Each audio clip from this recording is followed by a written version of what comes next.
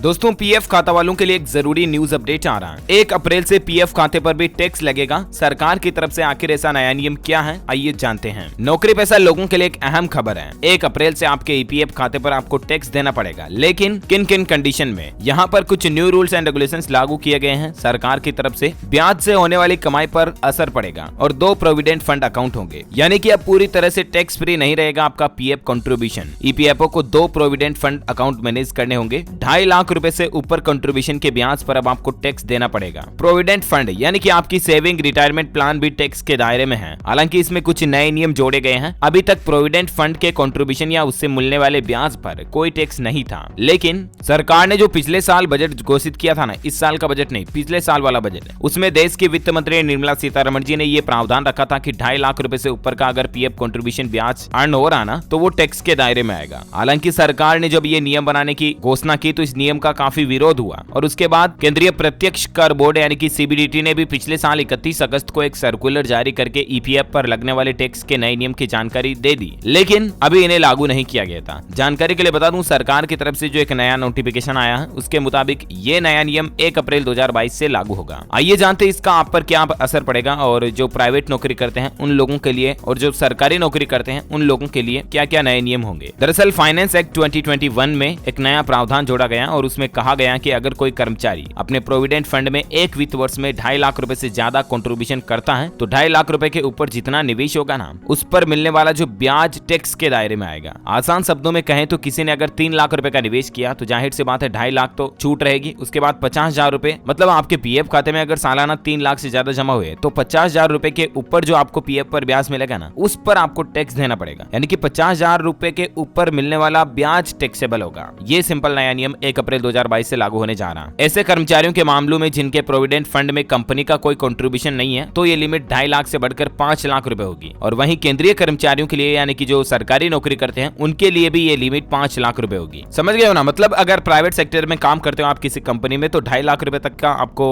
PF contribution पर tax छूट मिलेगा और बाकी केंद्रीय कर्मचारियों के लिए लिमिट 5 लाख रुपए होगी। ठीक है ना? अच्छा, इसके अलावा 2 प्रोविडेंट फंड अकाउंट कैसे मिलेंगे? देखिए, आप नए नियमों के मुताबिक अब प्रोविडेंट फंड में 2 अकाउंट बनाए जाएंगे, टैक्सेबल अकाउंट और दूसरा होगा नॉन टैक्सेबल अकाउंट। सीबीडीटी ने इसके लिए रूल 9D में ये क्लेरिफिकेशन जारी किया है, जिसमें provident fund contribution tax on EPF contribution पर मिले ब्याज पर टैक्स की कैलकुलेशन होगी। नए रूल 9D से पता चलता है कि टैक्सेबल ब्याज की गणना कैसे होगी और साथ ही 2 अकाउंट को कैसे मैनेज करना होगा और कंपनियों को क्या करना होगा। अब ऐसे में आप देख सकते हैं नॉन टैक्सेबल अकाउंट, ऐसे समझिए कि अगर किसी के ईपीएफ अकाउंट में 5 लाख रुपए जमा है तो नए नियम के तहत 31 मार्च 2021 तक जमा रकम बिना टैक्स वाले खाते में जमा होगी। इस पर कोई टैक्स नहीं लगेगा। सिंपल कहने का मतलब ये समझिए आप, टैक्सेबल अकाउंट क्या होगा। अब मैं आपको देसी भाषा में समझाऊं ना, तो ये होगा कि 2.5 लाख रुपए से कम जब तक आप जमा करोगे ना पीएफ खाते में, तब तक तो आपका एक ही नॉन टैक्सेबल अकाउंट रहेगा। ठीक है ना? जैसे 2.5 लाख रुपए से ऊपर आपकी लिमिट निकलेगी, ऑटोमेटिकली आपका एक और पीएफ खाता खुल जाएगा, टैक्सेबल ईपीएफ अकाउंट। आपको कोई एक्स्ट्रा काम करने की जरूरत नहीं पड़ेगी। ये रूल 9D के तहत सीबीडीटी के रूल्स के अकॉर्डिंग ऑटोमेटिकली आपके अकाउंट में वो चेंजेस हो जाएंगे। ठीक है ना? और अब अभी मतलब मौजूदा समय में ईपीएफओ सदस्य बनने के जो नियम है वो क्या है? अगर कोई कंपनी जिसके पास 20 से ज्यादा कर्मचारी हैं तो